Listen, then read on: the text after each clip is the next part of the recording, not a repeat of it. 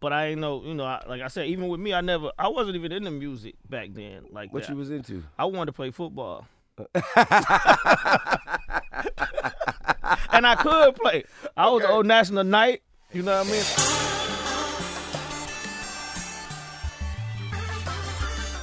Say what's happening, man. This is Tip T.I. Harris. I am your host of expediTIously.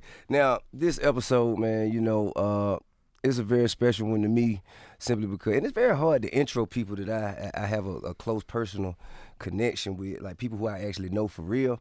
But my guest today is definitely one of those people. Given his long list of accolades, I could literally be here all day, so let me try and just kind of get to the point.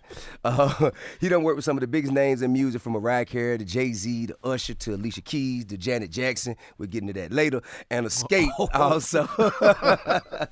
And I could also say, that he introduced the group that showed me that I didn't have to wait until I was an adult to start rapping, which was Kris Kross. The list literally goes on and on, man. I can't say enough about what he's meant to the culture and also what he's done for the city of Atlanta. So please welcome those of you who've been in a cave or under a rock for the past 20 plus years, Mr. Jermaine Dupri. All the people around here who know him personally call him JD. What's happening? What's going on? Ain't nothing to it, OG. So, man, let's talk about your career, bro. Let's talk about your career. Now, many people would go back and say, some people think it started with Bow Wow. Some people think it started with Xscape. Some people think it started with Kris Kross. Yeah. But you were in the music business, because your pops was in the music business, so you always been around it, right? Yeah, well, I mean, the early essence of Atlanta music. Okay. My dad was like I guess you call it roadie. I don't want to say. I guess that's what you call him. Yeah. Roadie, like a road manager? Nah. See, that's what I'm saying. Roadie is a person that basically does everything. They hook up the drum set. Okay. They might set the like mic a grip. up. Yeah, kind of like a grip. Yeah, okay. I guess that's what it is. Grip. Gotcha. It wasn't a road manager per se at that point. It was just a guy that basically was in the mix with all of the artists that was in the city of Atlanta. Okay. Like Brick, like Otis Brick. Brick. Yeah. So I go to Brick first because the roots of Brick are so deep that I never really hear people talk about. Man, listen, bro. The roots of Brick is so deep because Reggie, who's the guitar player from Brick. You about to tell me something I don't know. Man, listen, Reggie, the guitar player from Brick, he that was the first studio I ever worked in, down on Niski Lake in Ben Hill. Oh, 2560. 2560. That Okay, was now the look. first studio I ever worked in. Now check this out. Like when I was 12 years old, I recorded my first demo in 2560 that was owned by Reggie from Brick. That's crazy. So yeah, y'all getting some real ATL history because the first studio I ever worked in was 2560. What? Yeah. And yeah, so and then, the horn player, a lead singer for Brick. Okay. Jimmy Brown. Okay. Is Sleepy Brown daddy. Oh shit. Right? All right. So me and Sleepy been friends since the 70s. Damn. You know what I mean? Like kids. Yeah, kids, right? Yeah. And then Andre 3000 stayed upstairs my apartments. I stayed in these apartments on the west side, behind Jelly Beans. You know them apartments down there? Yeah, you talking about in Ben Hill, not Bent Creek, that's further up Camelton Road. Like Greenbrier Commons and all that. It was back behind Jelly Beans and across the railroad tracks. Nah. Well, anyway, anyway, when we stayed in the apartments, Andre 3000 lived upstairs over top of me. Okay. So it's like the roots of all of that. So you, Sleepy Brown, Andre 3000, all knew each other before y'all before we even celebrities. became celebrities. Yeah. Damn. But did y'all all like know that y'all wanted to do music at the time? Nah, I mean, like I said, I was around Sleepy. I knew Sleepy more because my dad was going to the rehearsals with Brick, so I used to see them all the time. Right. But I ain't know, like I said, even with me, I wasn't even into music back then. Like what you was into? I wanted to play football. and I could play. I was Old National Night. You know what I mean? I Okay. played. I could play. I was fast. Okay. But I was short, so Yeah. that wasn't going. I that mean, wasn't work out. I guess you could have been like a Warwick Dunn. You know what I'm saying? Yeah. That's done played itself on out of Yeah. the way. But Warwick Dunn a legend though, man. You nah, know? definitely. But yeah, I still think you made the right decision. I wanted to play football, and I wasn't really. I was the music thing that hit me till I was like 12, like 13. When Sade came, and that era. But earlier than that, I was more or less into other things besides music. Right. I mean, like, So how did you end up? So I've heard a story about young JD ending up on stage with the legendary Diana Ross. That was accidental, and that had nothing to do. How did that happen? My mother and we just went to the concert, and Diana Ross she just asked all the kids in the audience to come on the stage. It wasn't even like a real thing or anything. It was just like she was on stage and she was like, I want all the kids to come on the stage. And all the kids went on the stage. But at the time when she said this, my mother went to the bathroom. Okay. And my mother told me, boy, don't get out your seat. I'll be right back. And she told, and this back when in the era when you got your the people beside you, they'll watch out for you because your mama told you to do something. So the people beside me get your ass whooped when your mama got back if you 100%, move. 100%. Yeah. And I knew I was gonna get my ass whooped. So Diana Ross telling people to go on the stage, I'm in the chair like, shit, nah, nope, nah. And people like, go, boy, go. I'm gonna tell your mama it's okay. I'm like, nah, you don't know my mama. You ain't about to tell my mama nothing. You finna get my ass whooped, man. You ain't gonna have to take that ass whooping. Yeah. So what happened was all these kids went on the stage, and something just told me go ahead up there. So I finally went, but it was after the fact. So all the kids were gone. Yeah, all the kids. No, all the kids was up there. Okay. But I came up there after, so it made it look like I was trying to be like the big honcho out of all the kids. Like, so she made a thing about it. Like, what made you think you would just come up here last? So it became like a spotlight on me. You got the attention. Yeah, I got the attention. But I ain't. That's not. It wasn't made like that. But that's what happened. So that's why people talk about that show so much, because it was like a situation where. Is there video? I don't know. I don't. Roll the video of this shit. Nah, just bullshit. I would love to see. I don't know. I don't think it was no. Yeah, no. I don't think people. I mean, but I'm talking. I want to talk about all the things before you got. I think because that's important. All of the steps that. Or the events that took place in your life before you became Jermaine Dupri, I think led to you becoming Jermaine Dupri. Yeah, that was one that like the first taste of the spotlight. Yeah, you like that shit, didn't you? Yeah, I could feel it. I could feel it. Like, oh, okay, this what it feel like, and it was like. No fear. I mean, this was back in the Omni and Diana Ross concert. Damn, that man said the Omni. Yeah, it was sold out. Hey, man, for those of you who just moved to Atlanta last year or the year before, the Omni is what you now know as State Farm Arena. Yeah, 100%. Yeah. That's where the Hawks used to play. Yeah. They had the Gold Mine Arcade where you used to cut school, man, get off at the Omni train station and go to the Gold Mine. All right.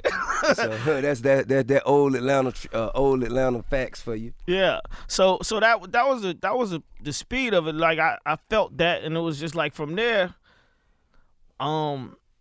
the city was talking about it, and I still couldn't really understand why it was that much of a thing. Right. But what it made me realize is that kid power, and that's what I started paying attention to. Okay. And that's what I think jolted me to start trying to move my life expeditiously as at the age that I was, because I felt like people paid more attention to the youth for some reason. It felt like they was really paying attention to it. Right. You know what I mean? So I just started trying to.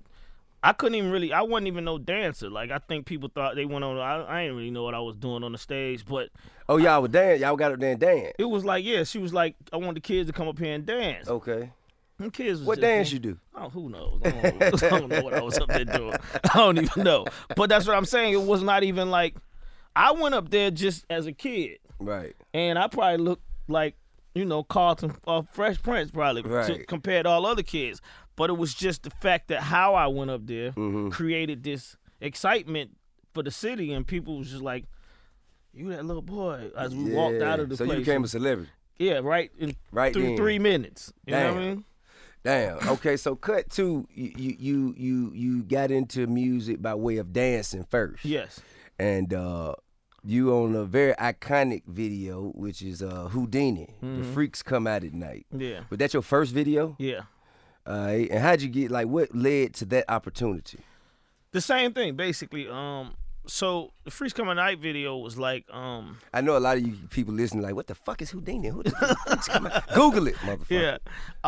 So I was so like I said, at 12, they had the Fresh Fest coming to the city of Atlanta. All right. Shout out to Ricky Walker, creator of the Fresh Fest. Right on. He a native of Atlanta, and he had a show and an idea to put on one of the biggest rap concerts that had ever been done. And back then, rap was kind of like very dangerous and uninsurable. 100%. You know what I'm saying? Nobody really wanted to rent their venues out to a promoter to do a concert for hip hop music. Totally. No sponsors, nothing. So during that time, there was a young man by the name of Ricky Walker, who said that, I believe this music is important enough, and the people who want to see this music is important enough for me to find a way to make this shit happen. Yeah, totally. And that's how the Fresh Fest was born. Yeah. So I mean, and when the Fresh Fest came, this was like, I had just got introduced to Run DMC, so I didn't know. How the fuck you meet Run DMC? No, I'm saying I didn't meet him. I'm saying as far as. Oh, you saying you was exposed to him? Exposed. Gotcha. I was just about to goddamn say, JD, you done been everywhere with everybody. But that was my first, that's the group I was listening to. I mean, I think Sugar Hill Gang from the Rapper's Delight. Yeah. Then The Message. And then I think it went straight to Hard Times, because Hard Times in Atlanta was like the song. For real. Right? So Run DMC was the thing in my mind. That's all I knew about as far as that show. And they had all these other artists on the show like Houdini. I think I was kind of catching the Fat Boys because they felt like they was for the kids more or less than anything. Right. But I still had this little credibility from the Diana Ross show. Damn. How long did that shit last? Huh? How long did that shit last? There was like a buzz in the city for a minute. So, and like I said, I started doing things. I started doing talent shows, going to Maze High talent shows. This was like big, just checking out, a meeting. That's where I met FDC at the Maze talent show, and FDC, Devon Stevens was in FDC. So it's just like I start connecting all the dots to everybody that's basically in the city and doing things. And the talent shows led Ricky to asking my dad if I would open for the Fresh Fest. So as an opening act, you don't get paid. It's just, like a little clown. Just go out there and do what you gotta do. You know what I mean? But save, go up there and blow some time to the artist ready to go on stage. That's basically what it was.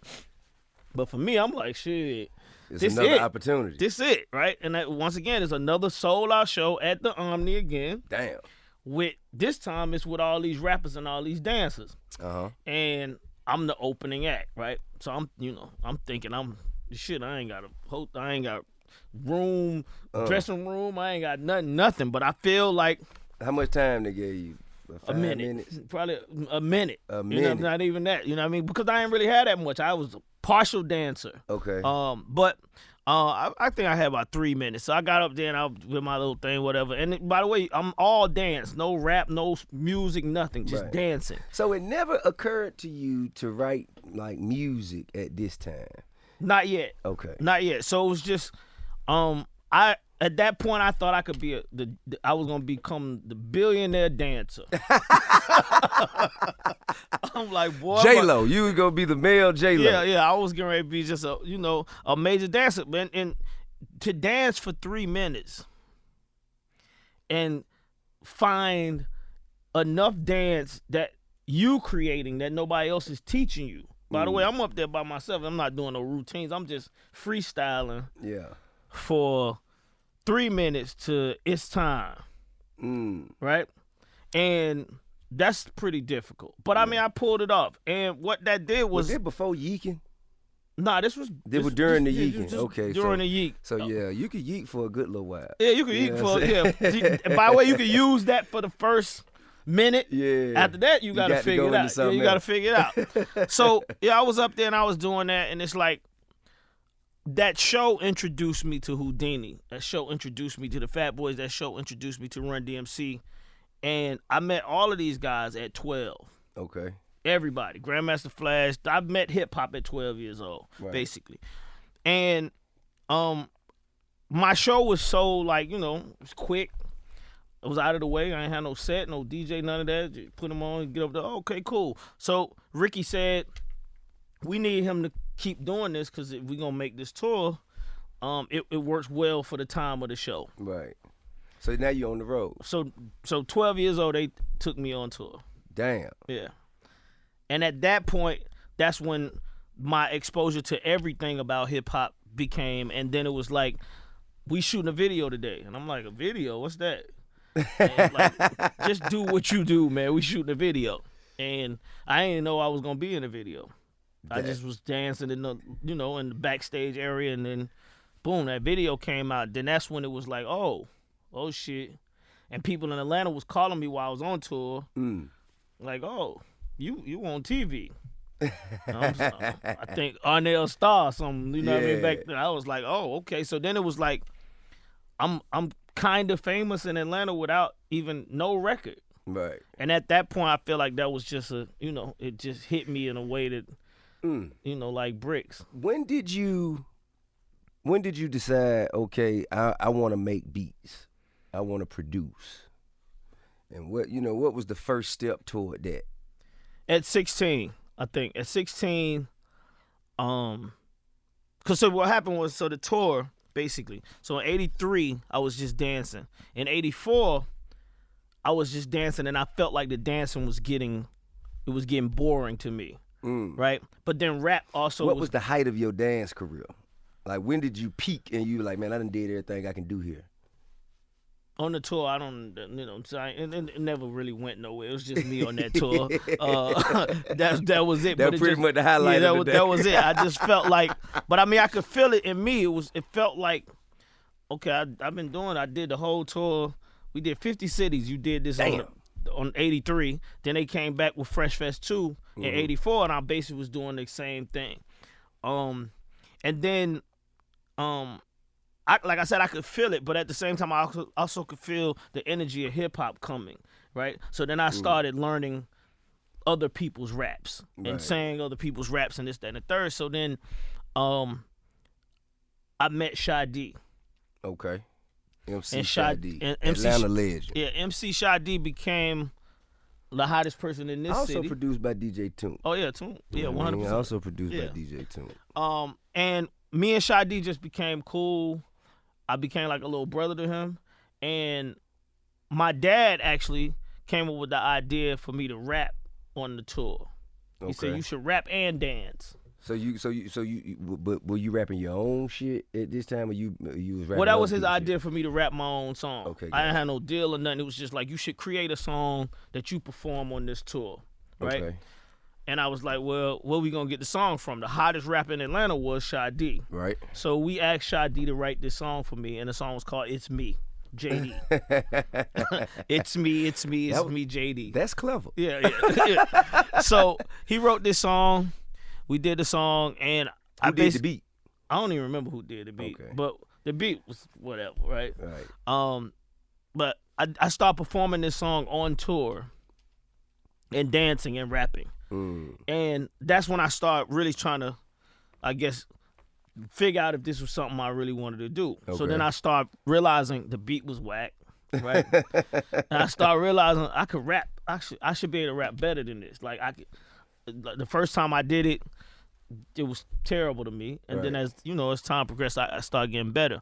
And I think from that point, it was another kid artist that was discovered in New York during the same era named Chad Elliott, right? No. And they was like, you don't know Chad? Okay, so yeah, they was like, Chad, the Fat Boys had a rap contest in New York, and Chad he came in second place, and the Fat Boys won first.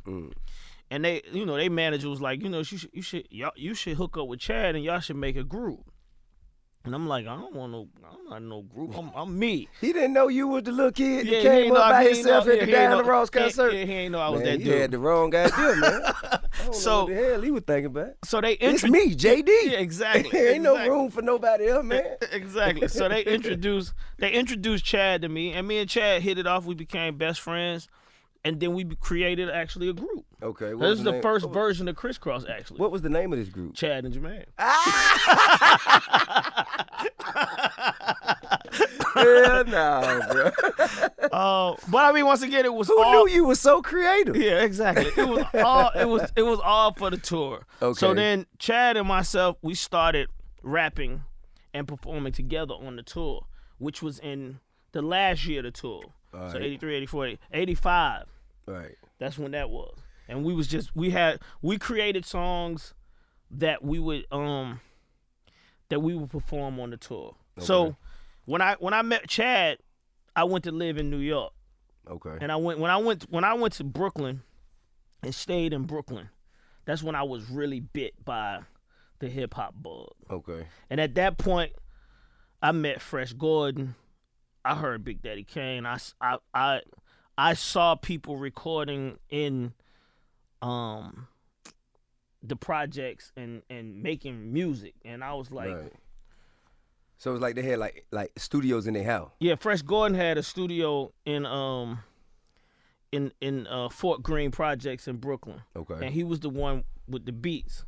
So he'd have a studio, and he'd have Big Daddy Kane, Jay-Z, Jazzo. All these dudes was inside was making records in his house inside this, in the project. Damn. And this was what I was being filtered. Okay. And I was like, every day I was learning about break beats. I was just like Chad's me and Chad's connection was 100% my drive to becoming a producer. Okay. So at this point, nobody was actually sampling beats and nobody was actually using break beats. And he and I was just sitting around talking about, we should rap over this and we should rap over this. So then I came back to Atlanta and I started pushing this. Like, I want to get in the studio with somebody. And my dad introduced me to Otis Redding III, which is Otis Redding's sons. Okay. And they had a group called the Reddings that my dad actually was like doing the same thing he was doing with Brick, he was doing with them. But he was a little bit more into their thing, like almost like a road manager. And they had a studio in Macon, Georgia. Okay. Right? So we took a trip down to Macon, Georgia. Brought Chad from Brooklyn. He'd never been to Macon, Georgia before. It was like, you can imagine what that was. I don't think I had ever been to Macon either. So still, it was like, I'm from Atlanta. Macon, Georgia felt crazy, right? I mean, Macon, Georgia, with 85? Yeah. I can imagine. Yeah, 100%. They probably had one McDonald's. Oh, man. It was almost like it was almost like a ghost town. Yeah. Right? But we went there, and they had this big studio, I think on Main Street. I think that's what it was. And we went in there, and I asked Otis to sample, which is so crazy because I'm sitting with you, to sample Trouble Man. That Marvin Gaye record? Yeah. Okay. And I wanted to rap over that. I was like, this is crazy. And me and Chad had talked about it so much. And when I got in there, he didn't want to sample the record. Why not? Because he's a musician. He wanted to make something new. And he was like, Jermaine, you can't sample. You can't take people's music. And I was like, I understand that, but I don't understand that. Like, I get you, but I want to rap over this, right? And he was like, well, let me make my version of this. Uh-huh.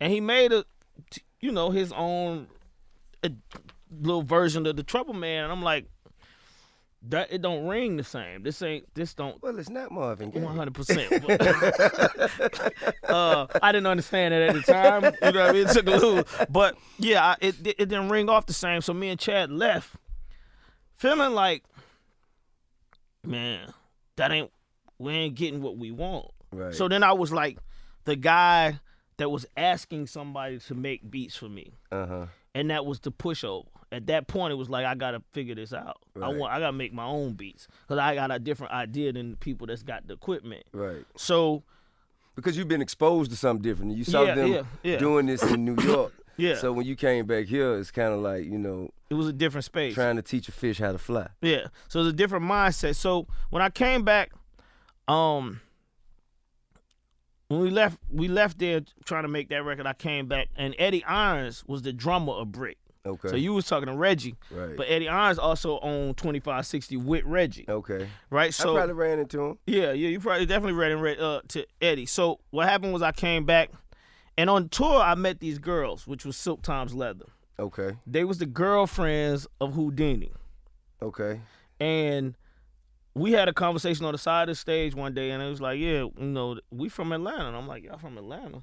They're like, yeah. I'm like, I'm from Atlanta. So we had them talking, and they was fine. You know what I mean? Right. I'm young. I'm trying to get at them, but they was still, they was their girlfriends. That man trying to take Houdini girlfriend. That man went from dancing in their video, trying to take these folk girl at they show. I was just trying to be, I was just being slick. But at the same time, I figured out, being nice, that once we got back to Atlanta, they would come pick me up, take me to eat. You know what I mean? I had no car. I was 15, 16, somewhere in there. And, you're supposed to get a car at 16. I ain't had no money to get no car at 16 anyway. So it was just like, come pick me up, take me out, But Silk Time Leather is like they was a formidable rap group at the time. They were like they weren't not. They're not yet. That's what I'm saying. Before that, that's what I'm saying. So once we started talking, I realized they was like, yo, we want to rap. And I was like, oh yeah, really? And I said, y'all should let me be y'all producer. When you hadn't made a beat Nothing. Not a song. But you just wanted to. I saw opportunity. Hey man, pussy make you do some strange things, don't it? That man say, man, wait a minute. Let me be your producer. Yeah. How do you produce again? Yeah. So at that point. But that motivated you to learn how to make beats though. 100%.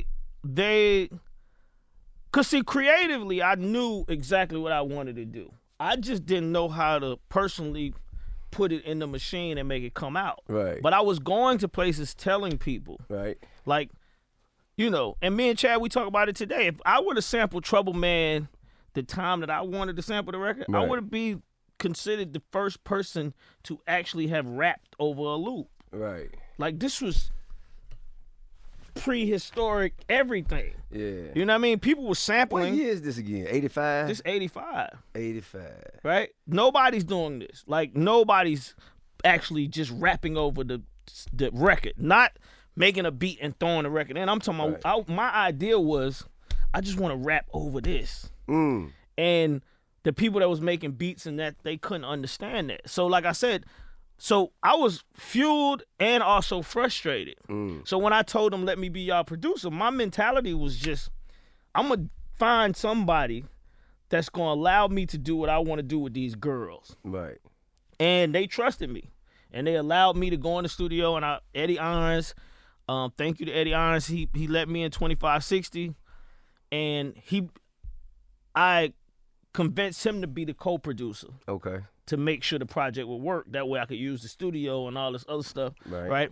And he and I co-produced the Silk Times Leather, and I gave the project to my dad, and I was like, listen, we can get these girls a deal. How did you know what a record deal was? I don't know what I was thinking. I'm saying New York, though. In New York, I learned all of this. Okay, you learned what a record deal was when you was in I learned all this in New York because people was doing that. People was touching the Select Records and I think Tommy Boy. Yeah, Tommy Boy, and I think Herbie Lovebug at that time was I was paying a lot of attention to Herbie. And Herbie had Salt and Pepper, Kid and Play, and he basically built that crew thing. Yeah. So I was looking at him build a crew, and that's where I was basically like, okay, I'm gonna try to do this, right? Right. So it was just like, here go the tape, see if we can get these girls a deal. Right. My dad came back with a deal for Silk Times Leather. That's fine. Right? So that was the first group that I actually put out. And I wrote their whole album. It wasn't 100% like I wanted it to be. Right. Because it never is. Yeah, but I mean, because Eddie didn't totally get the whole idea of what I was saying either as far as sampling the records. And people still was like, so you never got to make this Trouble Man record? Never. God damn. Never. I made one. That shit was jammed. You sure did. There's the plaque right there outside. I saw it. That motherfucker was jamming. Yeah. But nah, that energy, it's a kind of a rebellious, dangerous, soulful kind of energy that comes with that record. And I think that it transcends generations. You know what I mean? It and genres. I don't think it's like specifically R&B, specifically soul, specifically blues. Like, it shit is a lot of shit. Yeah. You know what I mean? And I think that's what you that's what you felt. Yeah. Cause cause that's what the fuck I feel. And that's what I'm saying. It's crazy that I'm having this conversation with you, and that was the record. That was the one record. Right. You know what I mean? And I thought But I you was never, gonna, even after that, once you got the sampling and you became a big time producer, you still never went back to that. Nah, because at that point I started fearing it. It was a fear that I couldn't do what I thought I could do at the time. You know, you learn music, right? And you start learning. Like I said, I wasn't hip to that this Otis Redding and that's Marvin Gaye. Right. Not to take anything from Otis, right. but that's Marvin Gaye, right? And you don't play with that at that point. Right. I was young and didn't even care about what I was trying to do to that man's music. I feel you. But as I started progressing in learning music, I realized I'm not prepared to rap over this yet. But guess what, though? Another thing, though, what I see is at that time when you was trying to articulate what you wanted to have done, you hadn't learned limitations. Yeah, totally. You dig what I'm saying? Yeah. So the world was your oyster. It was just like, man, I got an idea, and I want it to come into fruition. I want to see it manifest, and that's what you were going after. Yeah. Once you began to learn the formalities of business and music and production, then you began to learn limitations. Yeah. You know what I'm saying? Yeah, Like, totally. this is what you don't do. Mm-hmm. This is what, and see, I think that's probably what led to that fear. Yeah, totally. I mean, and that's you know, that's kind of what we was talking about off the air earlier. Right. That's why I understand it. I think that's what makes me, if I must say, a good producer, because I understand both sides of what an artist goes through, right? Because I've been in both spaces at all times, and yeah, like that record, the Silk Times Leather record, was basically the introduction to me making beats and me finally making $10,000. I actually made $15,000. That's what I made off that album. But that was like an advance. Yeah, nah, Like when they got signed. It was like, that was just a payment. Oh, you was work for hire. Yeah, no. Once I don't even know what that money was. Let's just say that. Once I got that money, because that's all I cared about. All I was trying to do was get enough money To buy a car. to buy the equipment. No car. No, I don't care about no car. Oh. To buy the equipment so I didn't have to ask nobody to make my beats no more. You know what? See, that's my dumb ass, because I was thinking about buying a car. I was just thinking, man, damn, the girl been picking him up. I guess you got them to pick you up. Yeah. I ain't need no car. I'm cool. I walked down Flat Show's Old National, catch the 86. You know what I mean? I was cool. Hey, so all right, so Silk Time Leather come out, you got $15,000, you buy your studio equipment. And how much time did you spend like just making beats? Oh, from that point, once I actually bought equipment, Yeah. I never came out the studio for 2 years. So the first thing you did with the $15,000 is go to, what was it? Rhythm City. Rhythm City on Old National. Nah, Rhythm City was right here. It was in Buckhead, right I where thought they had a Rhythm City on Old National. I could have swore. they do have one. They got right there in the corner down, but that wasn't there. Okay. The Rhythm they got Rhythm City. Rhythm City was right here where the Bucks and the shops in Buckhead is. It was Okay. right in that area. And I just used to dream about going in that spot and buying equipment. And I could finally go in there and buy, 2-3 pieces with $15,000. Right. So I went in there and I bought me a 4-track Okay. and a workstation. Okay. And a workstation at that time was a keyboard where you could do everything. You could play the keyboards, you could sequence, you could put the beats in it, and you could sample. So okay, so it's not like a ASR 10. Yeah, it was before that. It was called an Ensonic EPS. So the EPS came before the ASR 10. Okay, got you. So but did it come with sounds or did you have to sample sounds? It came with sounds, but it was you had to more sample about sounds to make them better. Yeah, sampling sounds and make them better. Got you.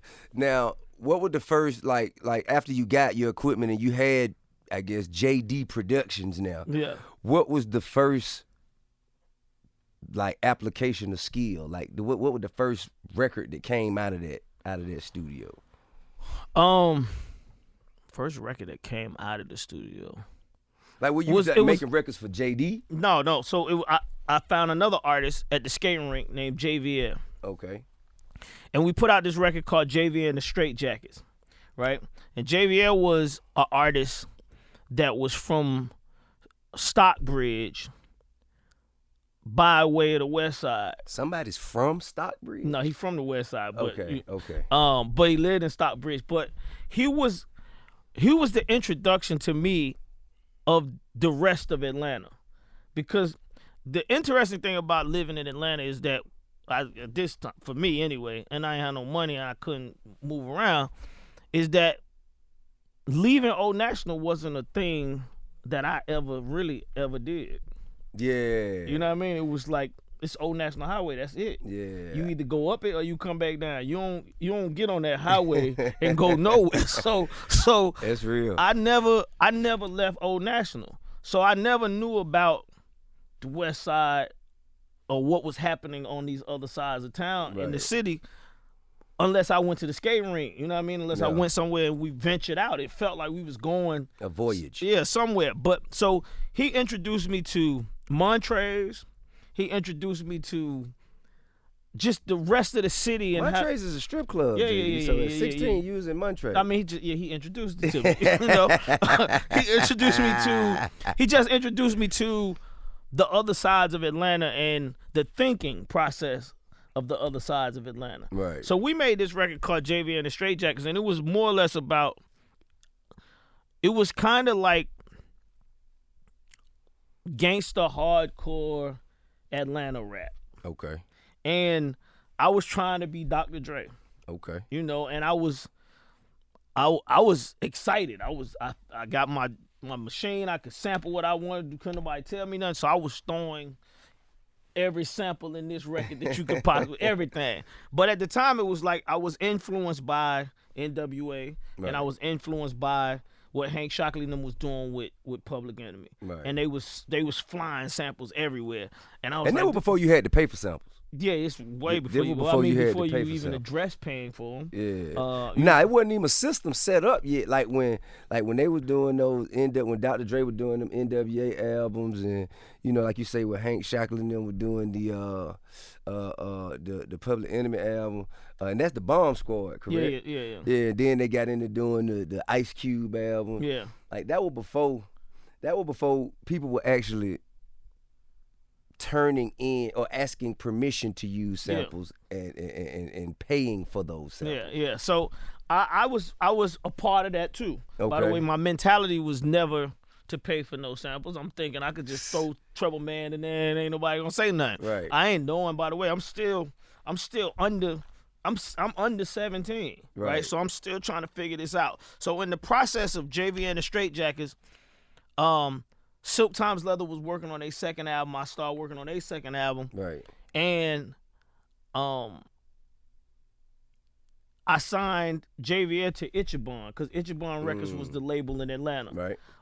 Kilo was on Ichiban. Yeah, Kilo was on Ichiban. Yeah. So that attracted me. I didn't want to think about no majors. Nothing. MC Breed too. MC Breed was on there. Yeah. So it was like, oh, it's a label in the city, got a little activity. I should go holler at them. Right. When I hollered at them, they gave me we'll put the record out. We ain't giving no money. We'll put the record out. Sure, we'll put it out, kid. Yeah. Hey, ain't no money. Get out of here. Beat it.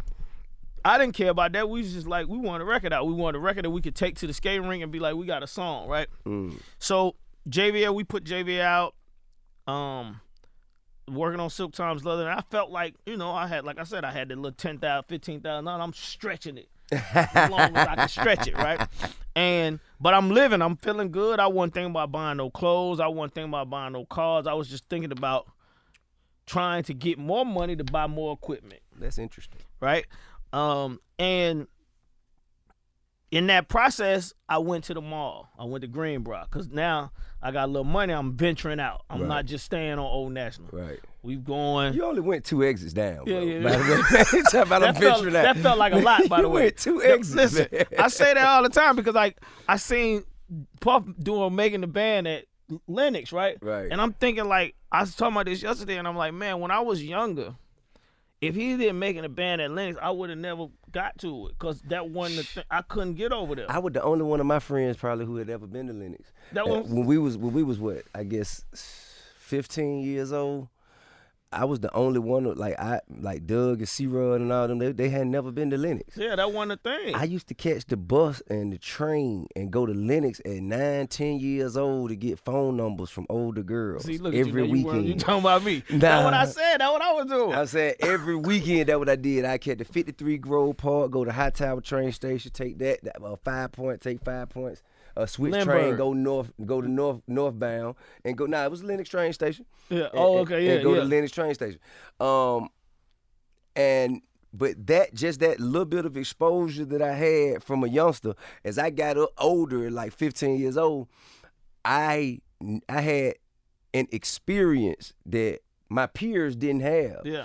And that kind of, I guess, shaped and molded how we moved around in the city. Yeah. You know what I'm saying? Like we understood then, okay, we could stay around here, but we'll only be we only have access to the shit that's around here. Yeah. On the west side. Yeah. Now we venture out and go up here to Lennox, we got a whole nother pool of opportunity here. Word up. And I think that, like, you know, it's funny you mentioned your trip to Greenbrier, because I know where you're going with this.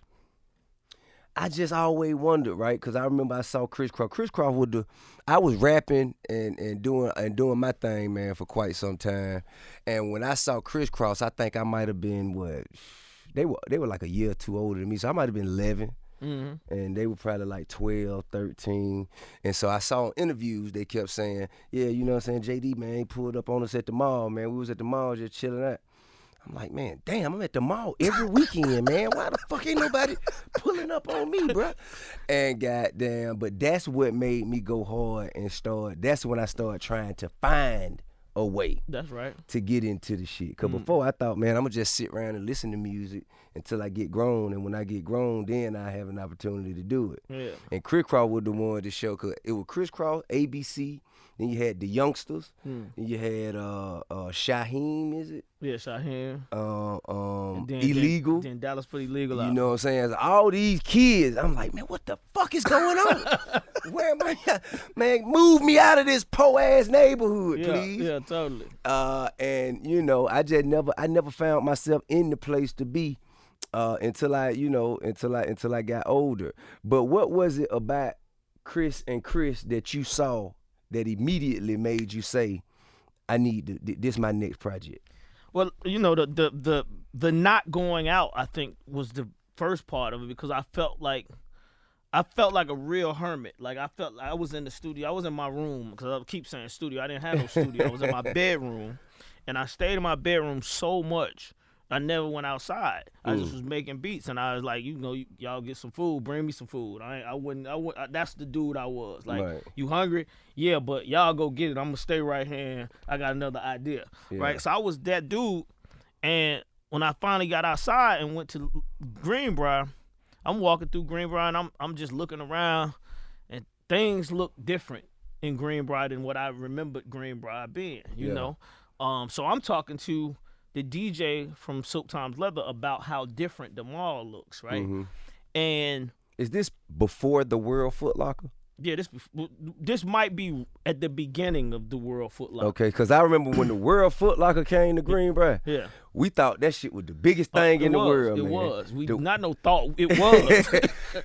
When it went from a Foot Locker to a World Foot Locker, yeah. It basically they took a Foot Locker, which is like, you know, one space in a mall, and expanded it to like 4 spaces. Yes. And that World Foot Locker was the epicenter of culture on the West Side, in Atlanta. the West Side and the South Side. Period. Yeah, that made Greenbrier somehow a close competitor to Lenox. 100%. Which it should not have been.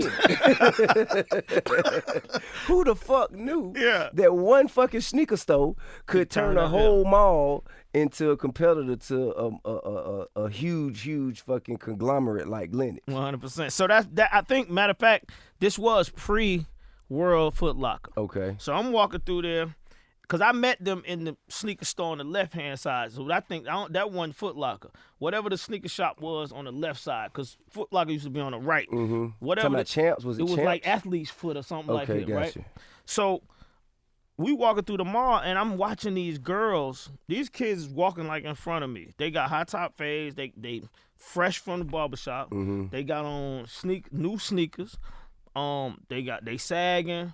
They just look like artists already to me. Culture. They look like and they look like they had more money than me already. They was immersed in the culture. Yeah, they you know, and so I'm watching, I'm looking at them, and I don't think nobody else is paying attention to what I'm paying attention to, but I'm watching these kids walk by these girls. They hugging girls, and the girls laughing with them. Then they get to the cookie spot. You know, the cookie company used to be right in the middle. At the corner. Yeah. They get right there. And the girls behind the counter screaming, and here, you can have this. And I'm like, wait a minute, hold on. I'm like, yo, y'all see who is them boys? And she's like, I don't know, I ain't never seen them. I'm like, they must be somebody from like Nickelodeon or something. Like, right. I'm thinking they like famous already. So I go up to them like, yo, what's up? Who are y'all? Yeah. Chris, super West Side. We ain't nobody.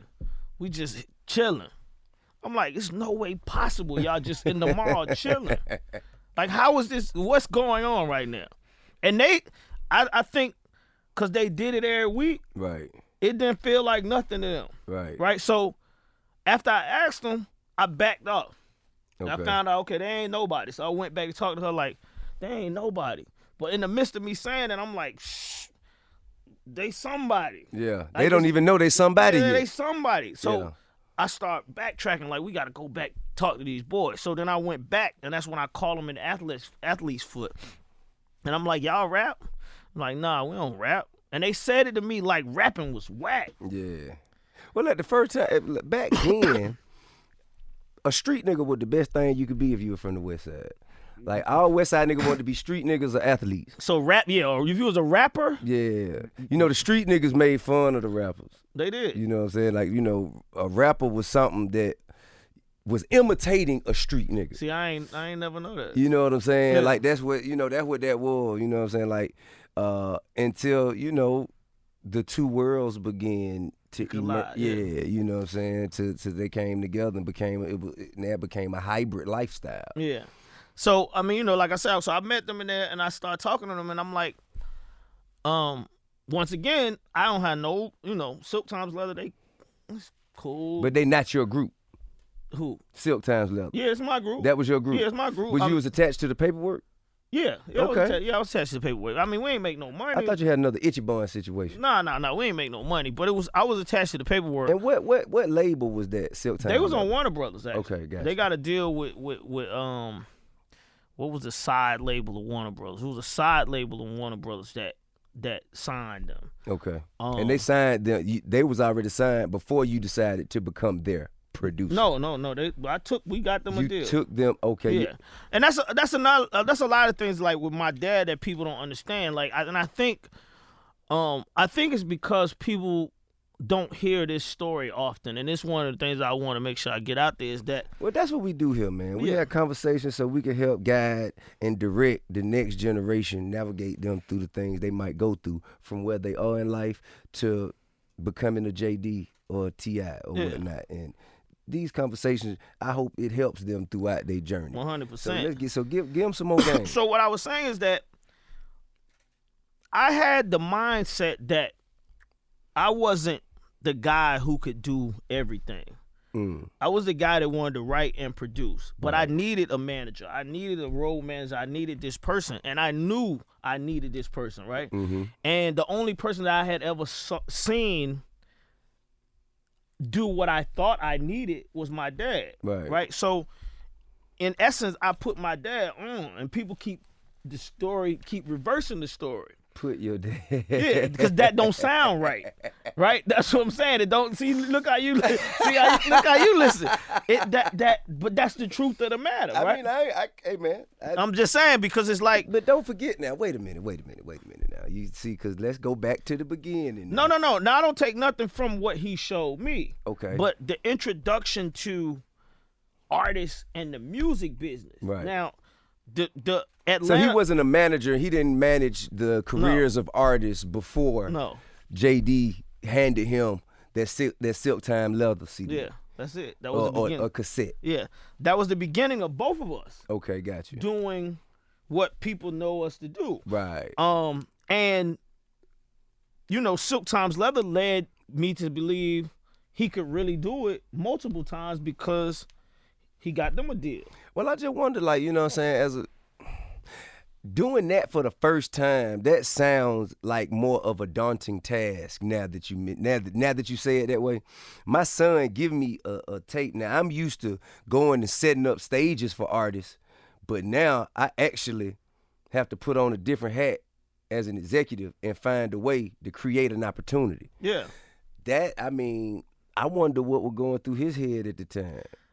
It like I said at the time it probably was my son crazy or I don't know, either he really believed what I was saying. Right. I mean, I'm his son, so I hope he felt the energy that I was giving him. Of course he did. But that's what it was. I was calling him saying, I need you to get these girls a deal. I need you to do this. I need you to do this. Right. Now, was Pops in the house with you at the time? No. My dad, he didn't live with me. So that was another thing. Gotcha. So it was like I said, I was calling him like this was we had a relationship because we was on tour. Gotcha. That's where we spent the most time with each other. Okay. Was he on the Fresh Fest with you? Yeah, because he was working on the Fresh Fest. Okay, gotcha. So he was working on the Fresh Fest. So we spent a lot of time together with that. And but that's where I felt like I could run to him and do it because once again I knew, he had the connection. Yeah, I knew nobody. Right. No, he didn't. He didn't have no connections. We didn't know nobody. It was like it was a empty canvas for both of us. Okay. Right. Because even with Kris Kross in the beginning, when I after we met and I got their number and I started doing artist development with them and teaching them songs. How did you know that? How did you know you had to do artist development? Because I went back to me and the beginning of what Sha-D did with me. Gotcha. I did the exact same thing that Sha-D did with me. To them. Gotcha. Started teaching them songs. Yeah. And one day by this time I had got a car. Okay. Right? So I got a car. My first car was a used Cherokee Jeep. That's a dope car for a 16-year-old. Yeah. I mean, I thought it was used, but it was new to you. It was good, right? One day I was in the Jeep, and I think I was playing Ice Cube, and I was looking in the rearview mirror, and they was in the back seat, and they was saying every line, line for line, cadence and everything, and I was like, damn, if I could write a song that they like as much as this, yeah, they can blow up. Right. That's all I was thinking about. So then I had to figure out how to make myself better than what I was giving them. Cause I was like, obviously the songs that I'm giving them they must don't love them. What were the first? Have we heard those first songs? Never. Okay. Never.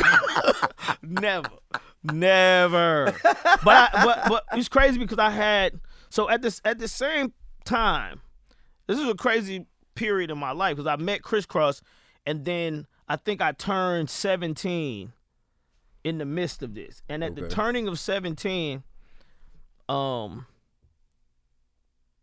it might have been because Kris Kross might have came out. So let me. It might be a little bit fast forward, but either way, how it happened when I met Kris Kross, I started trying to find a way to put these kids out more major than what the projects that I had ever did. Right. So I didn't think, and the crazy part about it is I didn't really believe that my dad had the outlet. Right. So then I started looking for somebody else to help me do this. Okay. And some kind of way, I met Ian Burke. Ian Burke, legend. Right? And Ian Burke, to me, seemed like the guy that was going to get me this major situation. Right on. And one, because Ian came to me at a time when I ain't have nothing, right? So I needed some photos on Kris Kross. I ain't had no money. And Ian came and he was like, I got a photographer. We can go take some pictures. And I'm like, okay. We went and took some pictures, and I got one picture from this photographer. But it was a picture of Kris Kross. I think a lot of places they still got this picture up. I think some of the restaurants on Old National, they still got this first picture of Kris Kross that we put up. But I'm saying once I did this, Ian introduced me to another artist by the name of Left Eye. Right? Left Eye came to Atlanta, and some kind of way, all these artists was just migrating. Man, y'all all knew each other, to bro. Ian. Yeah. Y'all all knew each other. That shit is strange. That shit crazy as hell to me. Cause I didn't know nobody before I was introduced to the actual industry. Yeah. I knew nobody. Well, I guess now I take that back. I knew Shawty Low. I knew, you know what I'm saying? Yeah. I knew Shawty Low. He was Carlo from Born Home. You know what I'm saying? I knew him. Yeah. But aside from that, it wasn't like a bunch of us. Well, I knew Dro too. I knew Dro, Killer Mike. Yeah. So I guess we have our it's the same generation thing. had the same thing. See, but what happened was, I'm gonna tell you why I start getting to know all these people, because I'm the kid that got the equipment. So I became the same. I became the Otis Redding. I became the Reggie. I became the Eddie Ons. JD got the studio. Right. So once somebody found that I could make music in my house, Ian just, that became his thing. Like, I'm gonna bring people over your house. We can make some music. Right. So he brought the girl over my house. I never met her before. He's like, Lisa. Wasn't even Left Eye. It was Lisa. And Lisa was actually from Philly, not from Atlanta, and she didn't really have nowhere to stay. And she was a solo artist. Yeah, she was a solo artist. She didn't really have nowhere to stay. So she ended up coming to my house. We started working on music, and she ended up staying in my house, just basically staying there. Wait a minute. So you telling me you lived with Left Eye? Left Eye lived with me in my closet, actually. Huh? Yeah. What do you mean? I had a closet where I recorded, right? And I made the closet the vocal booth. Okay. Somebody told me if you put up these blankets, you can make a vocal booth. Okay. And I'm like, so what? You put up blankets and just cover the room and put the mic in there, and that's a vocal booth. And they was like, yeah. So I done nigga rigged my whole bedroom. I'm doing everything somebody tell me. I got blankets over the closet. I done took the closet doors off. I'm doing all this too by myself. I unscrewed the closet doors, took the closet doors off so you could just walk into the booth. So where'd you keep your clothes? Huh? So where'd you keep your clothes? I don't even know if I had clothes. That wasn't even no issue. Even when you talk about it now, I think I had a dresser. I had one dresser in my room, right, and that's all the clothes I had. Yeah, you know what I mean. I ain't had no shoes. I had like one pair of shoes. Right, but I wasn't leaving the house. Right, I wasn't leaving the house. It was all equipment, a bed, equipment, and that's all I cared about.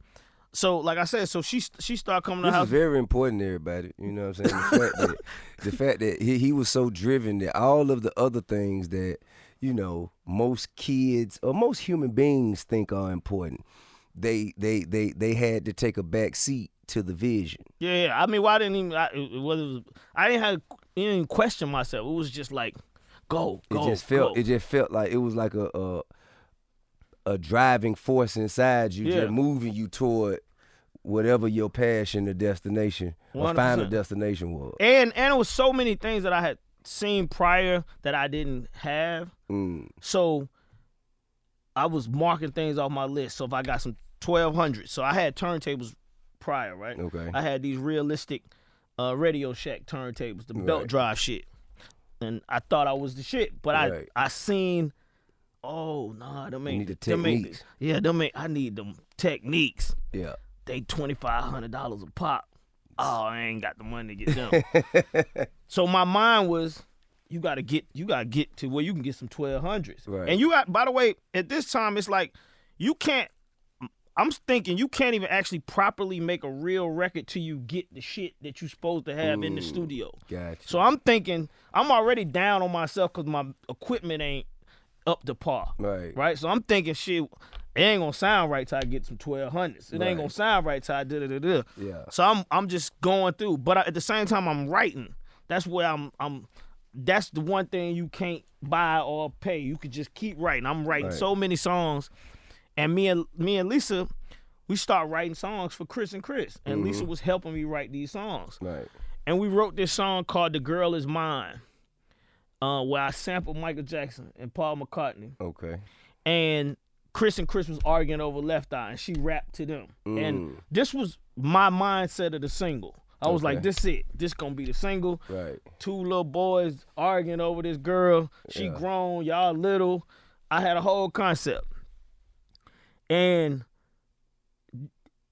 that concept just, that wasn't it. That right? work. Because Kris and Kris was so West Side that it didn't jar them the way that I saw them doing this Ice Cube, right? So I was like, nah, they ain't feeling this soft shit. That ain't they ain't rapping this like I wanted. They ain't coming out. And you can keep telling somebody, do it again. But I know when, and that's the one thing I learned as far as producing. I know when an artist really likes something, they performance, you ain't gotta tell them. You ain't gotta talk to them. Yeah, that shit moves. The shit moves through you. Yeah. You know what I'm saying? Like, it's almost like an energy that moves through your body. You're the instrument at this point. Yeah, and a lot of people don't. A lot of artists don't understand it. I could be in the studio with a lot of artists and they write their own. And I'm like, it's taking you a long time because you don't really love it. Right. And they'll sit there and argue with me about it. Like, I do love it. I did, and I'm like, all right, you don't understand what I'm saying because I don't write the shit down. Right. I memorize it, and the only reason I can memorize it is because I love it. Right. You know what I mean? I wouldn't memorize it if I ain't like it. That's right. You know what I'm saying? And that's a technique I learned too from when I seen Biggie doing it. I'm like, why can't I do that? And I used to think like it was harder than what it actually is. Yeah. But really, everybody has that trait. Sure. Everybody that sings in their car, everybody that sings in the shower.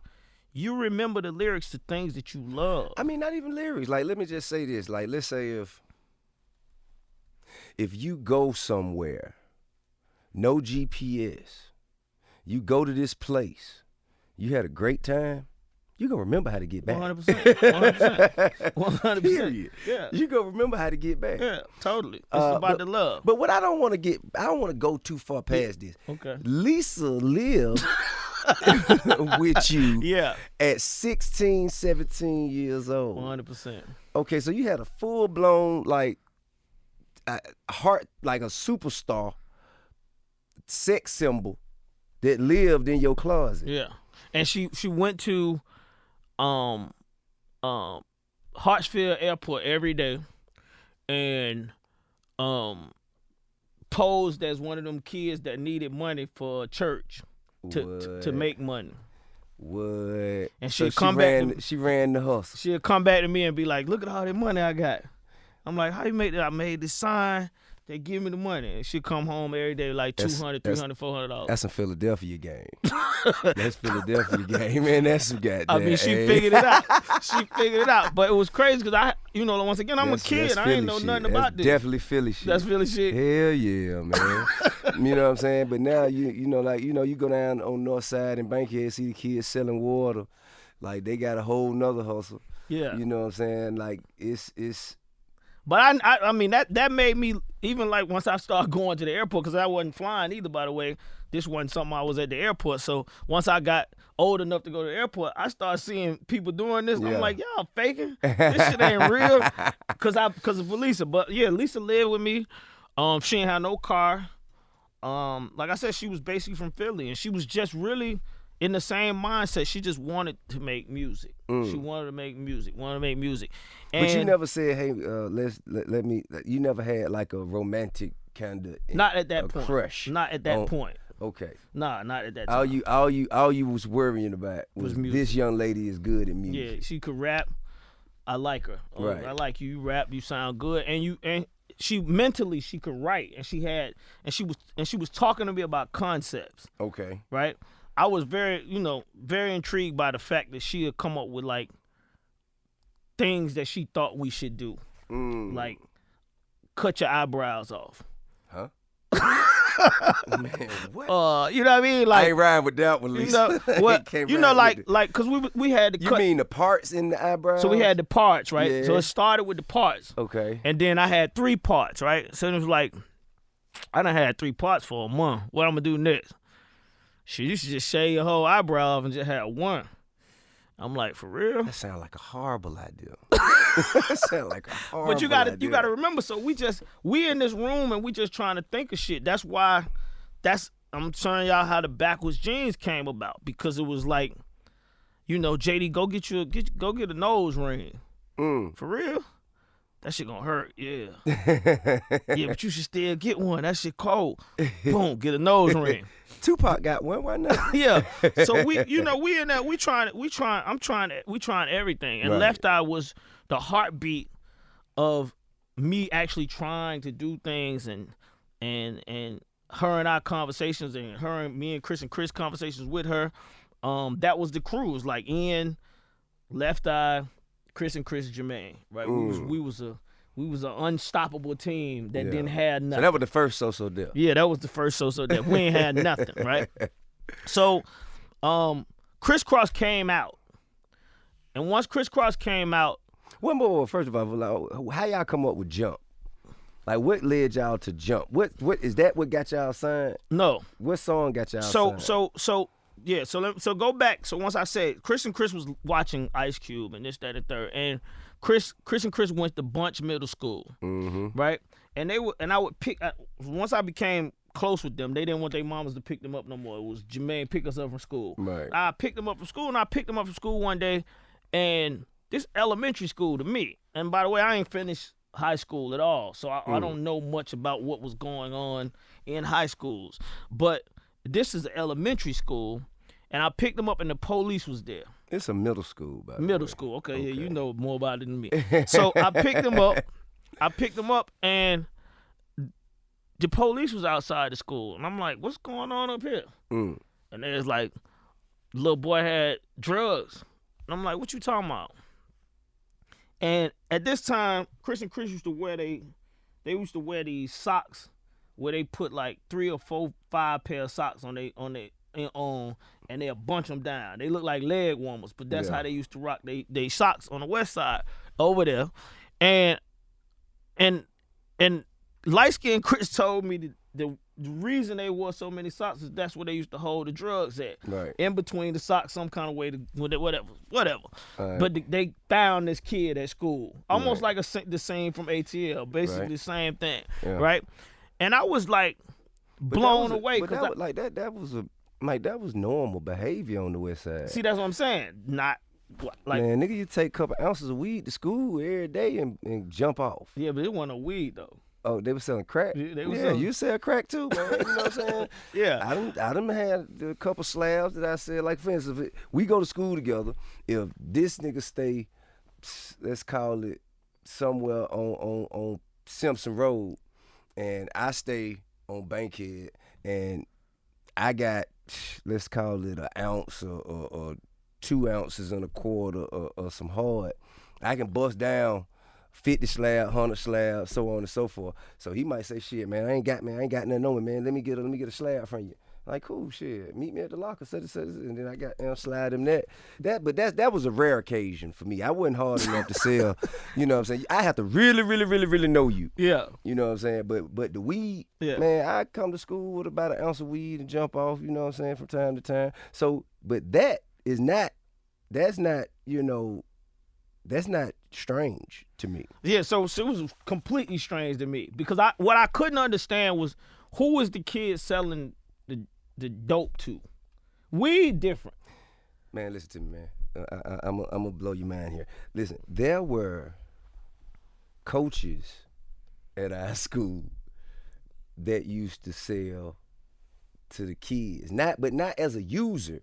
Like, he was a distributor. He was the plug. Okay, all right. You know what I'm saying? I get that. And he'll goddamn put the student on, and the student would come back and continue to re-up with him. Oh, okay. You know what I'm saying? That's West Side shit. Okay. Motherfuckers is about getting money by any means. Yeah. And when you got the money, I guess the theme or title of what you do is not important.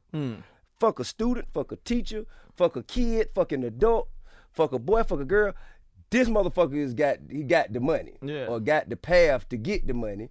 So you plug in with that, and that's what kind of, you know what I'm saying? That's what defines you on the West Side. Your ability to get to that money. Well, see, that for me, I as a kid, that's a life I missed. Cause at 12, I went on tour. So when you was on stage with Diana Ross, no, JD. You can't. You know what I'm saying? We're not expecting you to know that. So I missed all that. I ain't get an opportunity to see that. But that's good. And I got kicked. By the way, not because I wanted to. I got kicked out of school too, because at the time when I went on tour. Oh, you missed too many days. I had a tutor. Okay. And Atlanta was not prepared for kids in the entertainment. So when I came back and the tutor sent my my work to the school system, they was like, we can't accept this. He gonna get left back. I'm like, left back? I done did all this work. At what grade? This was 6th. 6th grade. So you stopped going to school in 6th grade? Yeah. God damn, JD. I mean, I didn't stop. I started trying to get a GED, so I started having home study, but then at the same time, my role of production, your career started taking off. Started taking off, getting the money. Yeah, and I start, I'm just like, I can't. Not getting to the money. I don't. Of course, you don't condone it. I don't condone you doing that. There's only one JD. You know what I'm saying? A motherfucker who drop out of school in 6th grade, most of the time, the motherfuckers become welders, or some shit like that. You know what I'm saying? A carpenter. So for me, like I said, when I saw these police over there, I couldn't believe what I was seeing. It wasn't normal to me. And I was like, what? I kept asking so many questions, and I'm sure they was like, JD, this regular. Yeah. Right? But what that did, it prompted me to write this song called Little Boys in the Hood. Oh. Right? After Ice Cube. Yeah, but Boys in the Hood, but Little Boys in the Hood, because I felt like I had never heard the hood story told from a kid's perspective. Right. And then when I realized what's happening in the hood, people act like kids don't exist. Right. You know what I mean? Right. Like even when the little boy was like, y'all want to see a dead body in Boys in the Hood, he knew where this shit was at. Right. And these kids were saying this. So like I said, when I started having this conversation with Kris, they was telling me all this shit that was going on in the hood. And I'm like, who talks about this? Where is this being reported? Right. It's always being reported that it was somebody older or this, that, and the third. So then I was like, y'all gonna be the young reporters. That's gonna be y'all new thing. Y'all gonna be the young reporters. So I went and I sampled Ice Cube. He say, little boys and girls, they all love me. Come sit on the lap of ICE. So I took the little part from that, and then I took Easy saying Boys in the Hood. So I made it go, little boys in the hood, and I kept making, like, I was trying to figure out a hook. Right. So I made him say little, and then say Boys in the Hood. And I went and made this beat. And then I just started writing about what I saw. And I started writing about how this message is coming from a place where y'all don't believe this message is coming from. Right. And we see it firsthand probably before y'all even see it, right? Right. And that song is what got them a deal. Like, when I gave my dad this demo, because once again, I was stuck again. Right. We couldn't figure out where we was going to go. The guy who engineered my Silk Times Leather record, once they got a deal, he created this new label called Rough House. His name was Joe the Butcher. Okay. He was the only person I knew that was out of Atlanta, basically. Right. I sent Joe the demo, and I gave my dad the demo. Joe came back. Like I said, Joe came back, and he basically was like, we want to sign this group. I'm like, oh, and so okay. it was that song and what else? Just that, I mean, so you that was the one song that got them signed. You hadn't did Jump or Warm It Up, Chris, none of that. None of that. Okay.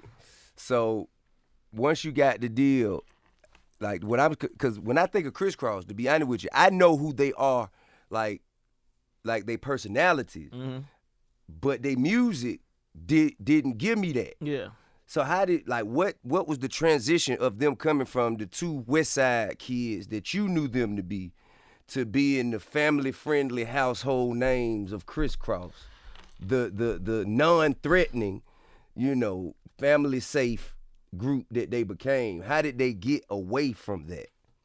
I know they didn't in their personality, but their music. Honestly, I'm not really sure how the family part came, right? But I believe that.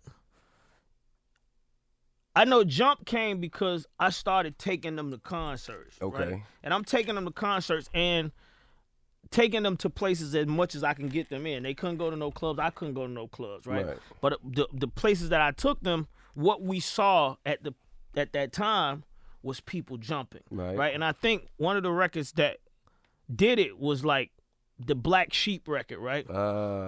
Engine number 9. When they do that part, people. Pick it up. He don't say jump. Right. Everybody say pick it up. Right. But everybody start jumping. Right. But they say pick it up. Right. And I'm like, how he ain't tell them to jump?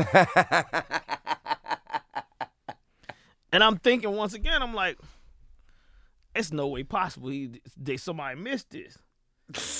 Like, you can't be. I'm looking at it. This is what I tell you when I walk in. Right. That's how I make music. I be paying attention so much to what's going on. Yeah. I'm like, how the fuck did you miss not saying jump? Right. This what you doing? Yeah. You engine number 9. Then everybody jumping. I'm like, wait a minute. Jump. That's it. That's it. That's it. So when we made Little Boys in the Hood, right? So when we made Little Boys in the Hood, I had a conversation with Joe, and he understood hip hop, and he understood me trying to put these kids out with a song that was more like, for that time period, would have been like, oh my God, I never seen no little kids rapping about this type of stuff, cocaine and this type of stuff. He felt like it was gonna be a hard sell. Yeah, it was. That's how I'm gonna tell you how I know. Like, that's what my music was like, and that's why I couldn't get no record deal. Cause then nobody want to hear me talk about my uncle who locked up and me cutting school and trying to have sex with girls and selling crack and having pistols without my mama knowing. At what age was this? This was 12, 13, Oh, yeah, 14. no, they don't want to hear that. They didn't want to hear this. Yeah. They still don't want to hear that, by the way. I mean, well, you ain't know, getting ready to listen you got to a Young 12-year-old Boy. kid. You got NBA Young Boy, which is one of the biggest. But he not 12. No, he not 12, but when he first came out, he was Lil Wayne. Not 12. Now, at the time when he was early Cat Money Hot Boys. Yeah, but he said he vowed that he wouldn't curse. Yeah. He did not curse, but he was still talking about head bust up, wig split up. You know what I'm saying? But that don't sound like motherfucker. But this is different. It later became, but I was a hard sell, because I was not, I guess family friendly, and I wasn't Nickelodeon, Disney safe. Yeah. But neither were they. They weren't. And Neither were they. And that's not the road that I was trying but to go I down. didn't have a JD. You got a tune. I met Toomp later on in my life. Right. I'm talking about early 25, 60 days. Yeah. When I was actually going in there, man, who was it? Tony and Juan with my producers. Shout out to Tony and Juan. They were my producers, man. And I couldn't figure out a way, because I'm like, well, I'm not trying to be something that I'm not. Yeah.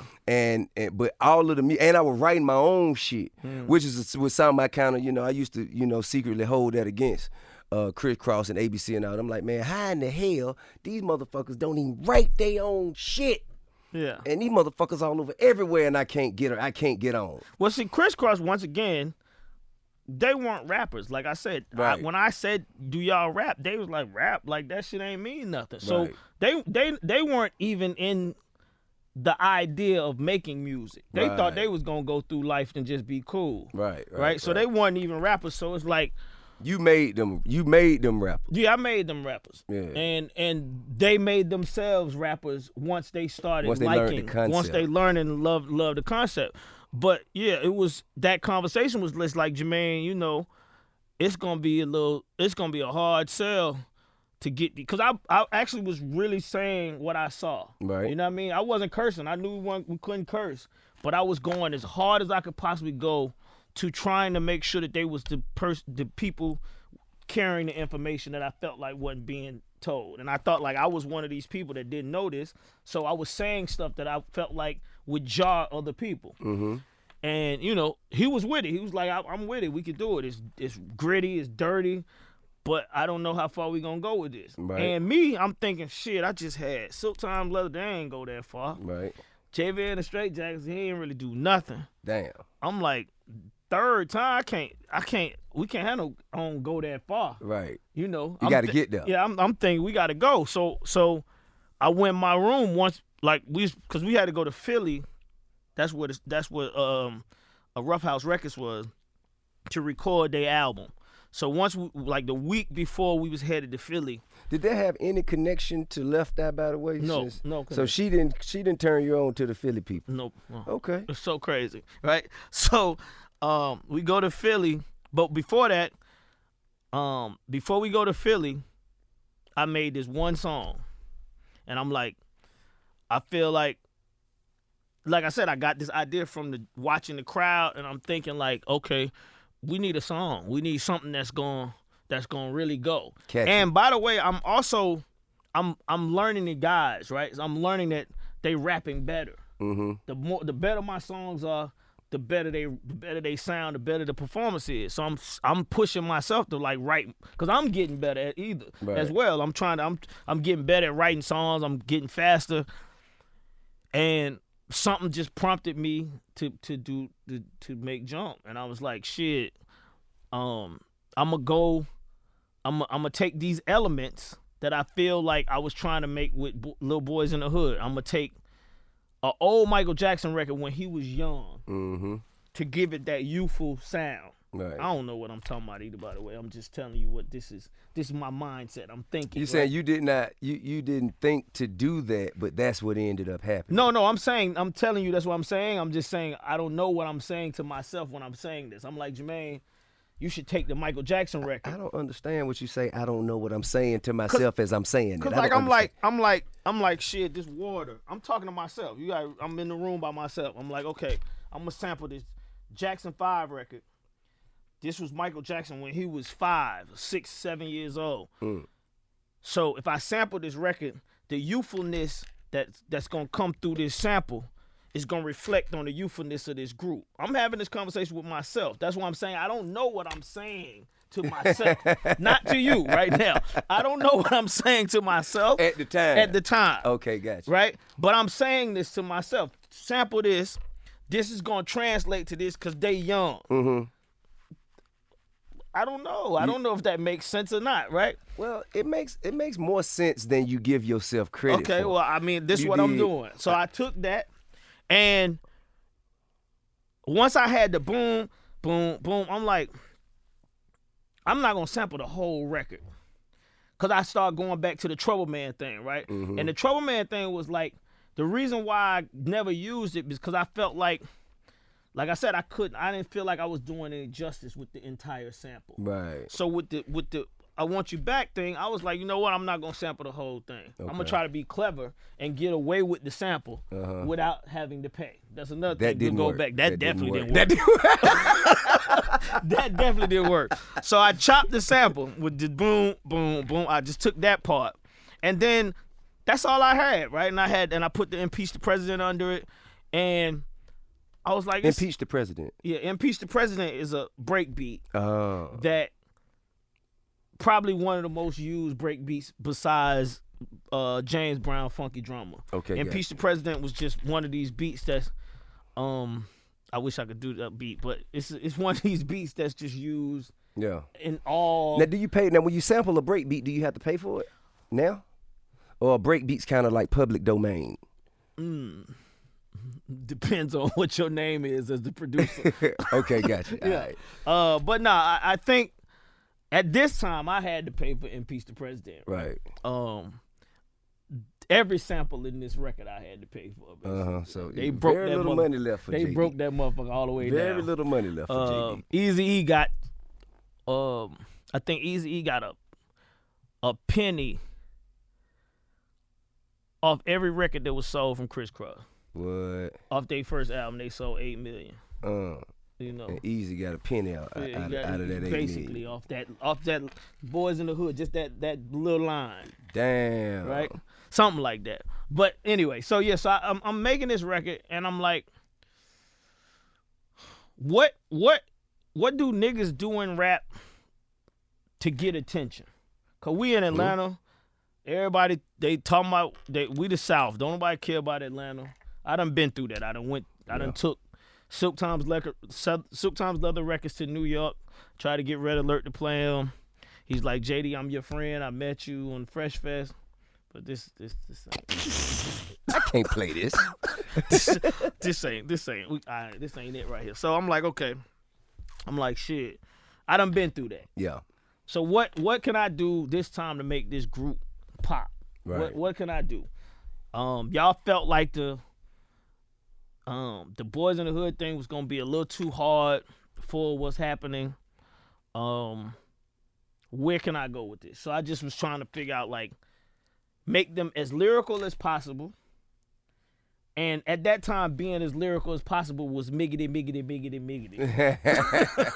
Just jumble a bunch of syllables together. Yeah. Just find a way to get a bunch of syllables hickory, in. dickory dock, diggy. And Bum stickity bum. all that. That was lyrical. That was you a lyrical genius if you can stickity, right? So shit, that's where I was at. Like, we gon' miggity, we gonna do all that on this song. That's what we gonna do.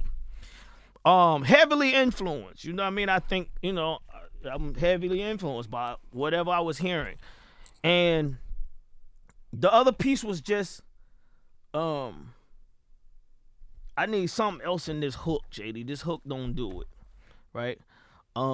The hook just too plain. You got to figure out something. Now, what was the hook at this time when you said it was too It was just boom. I mean, not the words in the hook, just the sound of the hook. Oh, gotcha. Right? Because the music the progression. music part, it's just all sounded the same. It was just boom, boom, boom, all the way through. And once it got to the jump part, it was like, yeah, jump, but it was like the music never changed.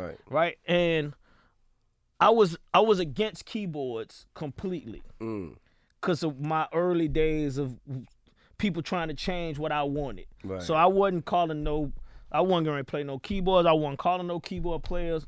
I ain't want that shit. I was like, that ain't... Just samples and break beats. Yeah, samples and break beats.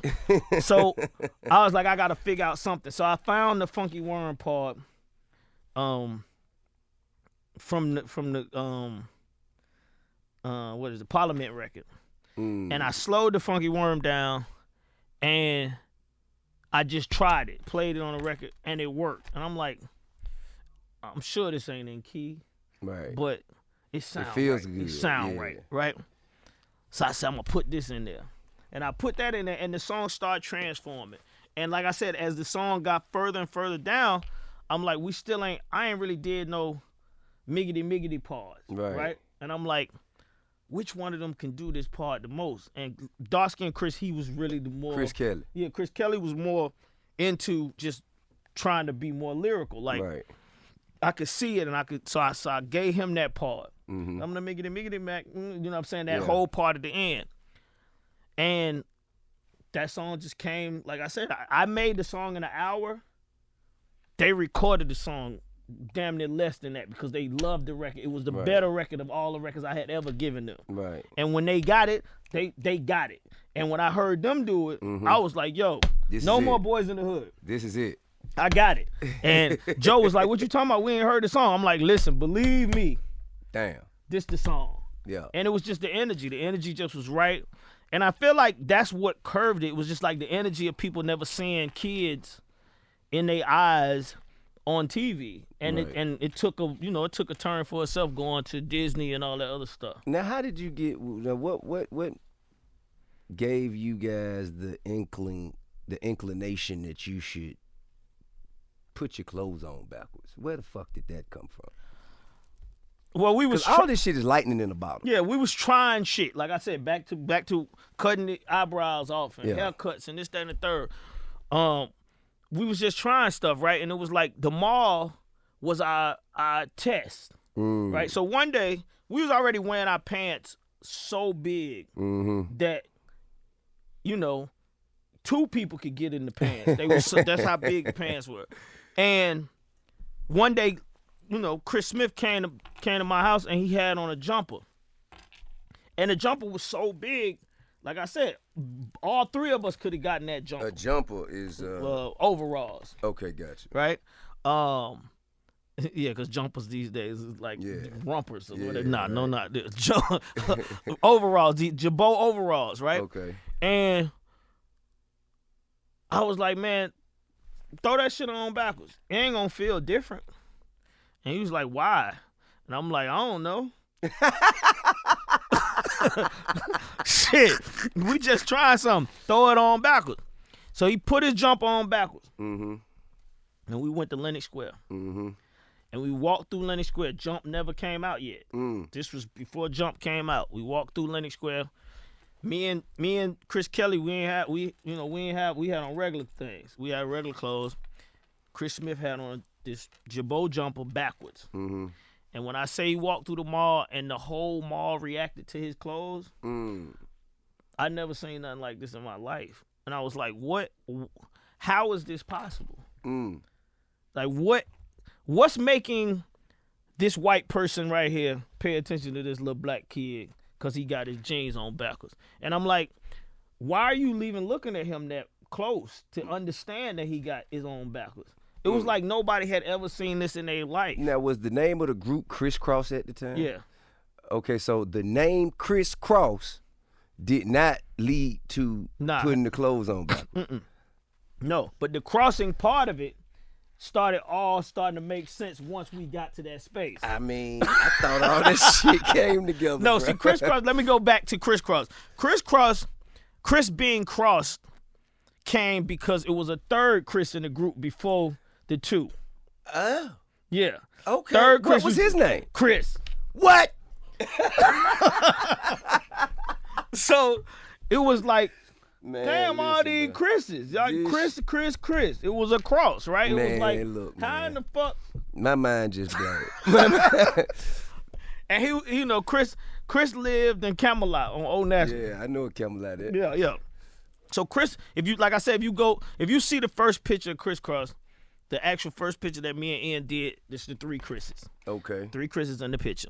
And it was Kris Kross because, you know what I mean? I guess. Yeah. I mean, yeah, whatever. But so what happened with the third Kris? He wasn't from their side. He was from my side, get along. And it wasn't the same type of energy, right? Yeah. And that once again, he wasn't part of their idea. What made y'all put him in the group in the first place? Because I was like, we need a DJ. I'm trying to do the hip hop thing. Yeah. I'm trying to find a DJ. I found a DJ who was named Chris. I'm like, this is perfect. Yeah. Right?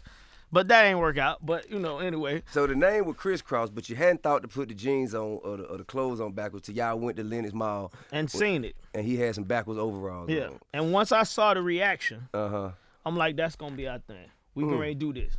And we going to call it Crossed Out. And Chris, you know what I mean? We start putting the words together and all of it started just coming together. And, like I said, this was listen. You are the epitome of serendipity. Yeah. You are the epitome of serendipity. That matter of fact, that's the word of the day. That's the word of the week. Told you I was looking for a new word. Serendipity is today's word. We'll get to that. We'll get to that later. All right. Okay, so now that's when you said this is what we're gonna do. You came up with the Jump record. You have a record deal. And so now you feel like you're on the way. Yeah. So then I start making all the other songs after that. So I never had Warm It Up Chris. It's a Shame. Mr. Bus. All of these songs came after Jump. Because like I said, I was on a different road at first.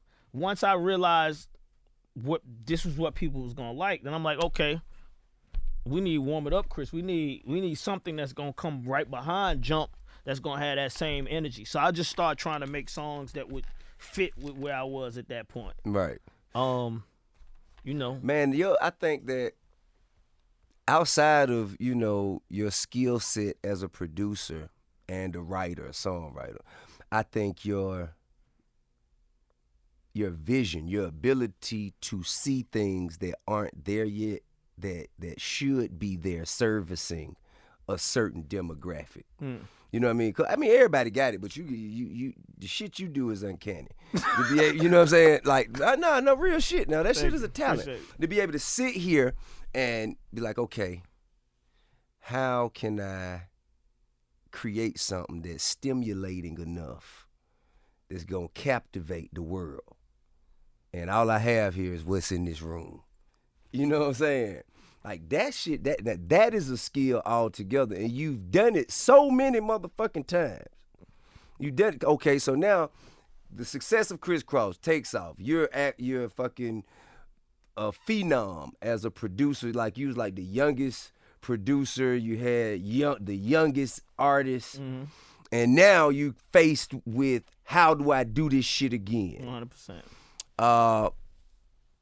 And again, you find some kids, but girls this time, and call them Xscape. What is it with X's with you? You know what I'm saying? You got the crossed out from the Chris's, then you got Xscape. I ain't had nothing to do with it. Well, okay, they was already Xscape. They was already Xscape. I ain't had nothing to do with that.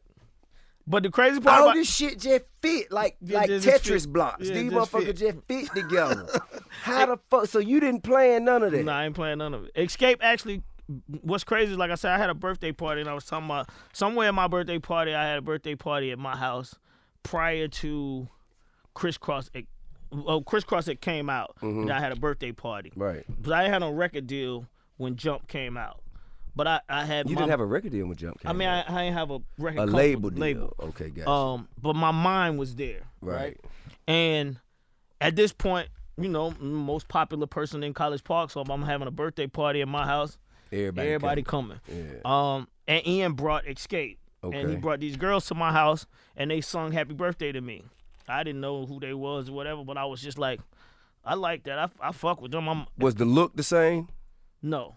The look was not the same. I don't even think they had a look. They came. I mean, I think Ian tried to dress them up that day when they came, but I'm not really familiar with what it was or remember what it was. It was just they just looked like girls, right? Right. And I know that it was enough for me not to say. It was enough for me to say we gonna change the look. I knew that. That's right. what you know. But at my birthday party, like I said, I was just like enjoying my birthday, and I enjoyed them singing, and I was like, you know what, I'm gonna sign y'all when I get my label deal. I ain't even know I was gonna get no label deal. But I was determined. This man, I'm your producer, don't know how to produce. I'm gonna sign you to my label. Yeah. I don't have no label. I don't have no label. Hey, bro. Yeah. Man. I ain't had no label. But y'all need to hear this shit. This shit y'all need to hear. Cause everybody wait, man, I got to wait to be a producer. Nah, you're a producer when you say you're a producer. Yes, Once you made it up in your mind, I'm a producer, you have then became a producer. 100%. You know what I'm saying? You are now you are now a record label when you say I'm going to be. Yeah, as long as you move, you know, the way you're supposed to move once you say this. Yeah. It can manifest. It's gonna manifest. It's not written that it's gonna be big. It's not written that it's gonna be small. But it can manifest. It's gonna be what you make it. It's gonna be what you make it. And like I said, I didn't know. What I did fear was what you said. I feared people believing that I was gonna be a one-hit wonder, and people didn't know anything about JV and the Straight Jackets. People didn't know nothing about Silk Times Leather. So to the world, this was the first project Jermaine Dupri ever did. Right. This nigga lucky as a motherfucker. You know, he lucky. They didn't see all this other shit. They ain't see all the other shit that came before that. They ain't know about me and Left Eye. None of this. Right. The work that went into getting to Jump. And that is why we spent so much time getting to this place. Yes. I think because people know about your hits and all the shit that you've done as far as signing artists. This is the shit we've been talking about up to now is the shit people don't know. And people don't. Most of the time, they don't even care because about it. they care about the product, not the process. Yeah, you dig? And that's really the most important part. The product. I mean, the process is that is the pivotal part that's going to determine where you go with your career. 100%. So I mean, that's what I started playing all of that back. Like, man, it took a lot to get to this. Mm-hmm. Yeah, I know I see how people acting, but I went through a whole travel to get to this. And you made sacrifices. Yeah. You sacrificed because that $15,000 could have bought you a car. Yeah, totally. You know what I'm saying? Or some clothes, some anything that 14, 15, 16-year-old kid would care about. Yeah. And you sacrificed that and say, now I want some equipment. Yeah. See, that sacrifice shows the universe how bad you want shit. And then it starts to present opportunity. And right after you made that decision, you walking in the mall, and then you meet the Kris's. Yeah. You see what I'm saying? You're right. And then after that, then you come in contact with Left Eye. I think those types of sacrifices, even the sacrifice of my mama told me not to move, but Diana Ross called me up here. Yeah. Shit, I'm finna have to goddamn. I'm gonna have to sacrifice this air with me, man. Get on up here, man. Yeah. So I think, and then after that, you got introduced to the Fresh Fest, and you got invited to come out on the Fresh Fest. So when you make sacrifices, I feel that the universe, whatever you believe in, whether it's God, Jah, Jehovah, Allah, whatever it is, Mother Nature, Father Time, whatever you believe in, that determining factor, I believe, is motivated by the efforts and energy you put into what you say you want in the form of sacrifice. Yeah. I hope y'all listening to this because I'm listening to this. But I think that's what you did. Yeah. You know what I'm saying? You made sacrifices that told the universe, oh, this motherfucker want this shit for real. I'm finna, all right, well, shit, let me see what he do now. Boom. Yeah. And then it put shit in you, it put opportunities in your path, and you got the vision to say, that's it. Come on. I know exactly what to do with this. Yeah. You know what I mean? I think that has kind of been, that's even more of a skill that you do that shit better than you do producing or than you do songwriting. Knowing what sacrifices to make and recognizing opportunities and how to actually execute the I guess the maximum benefit of that opportunity.